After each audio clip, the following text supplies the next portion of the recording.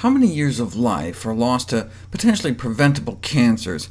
Every year, more than 5 million expected years of life are lost to lung cancer, breast cancer, and colorectal cancer alone.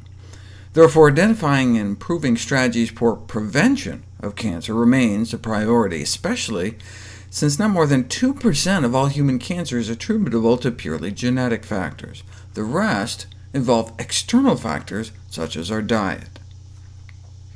The most comprehensive summary of evidence on diet and cancer ever compiled recommends we should eat mostly foods of plant origin to help prevent cancer. This means centering one's diet around plant foods, not just whole grains and beans every day, but every meal. And when it comes to foods that may increase cancer risk, they were similarly bold, unlike many other dietary guidelines that just wimp out and just advise people to moderate their intake of bad foods, like eat less candy. The cancer guidelines didn't mince words when it came to the worst of the worst. For example, don't just minimize soda intake, avoid it. Don't just cut back on bacon, ham, hot dog, sausage, and lunch meats, but avoid processed meats, period, because data do not show any level of intake that can confidently be shown not to be associated with risk. Processed meat can not only be thought of as a powerful multi-organ carcinogen, but may increase the risk of heart disease and diabetes.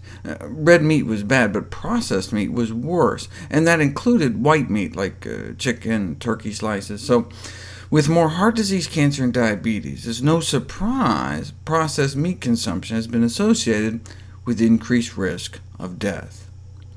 In Europe, they calculated that reduction of processed meat consumption to less than a quarter of a hot dog's worth a day would prevent more than 3% of all deaths.